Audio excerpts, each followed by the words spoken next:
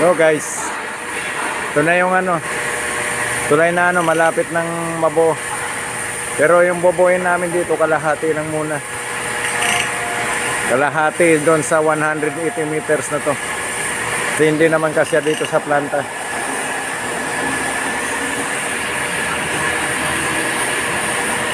Yan, palalapitin pa natin yung ayan, apat yan.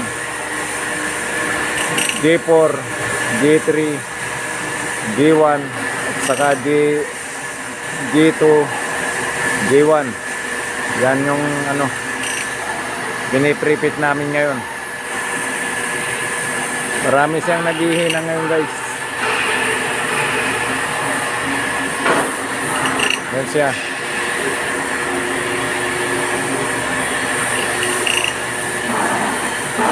Yan.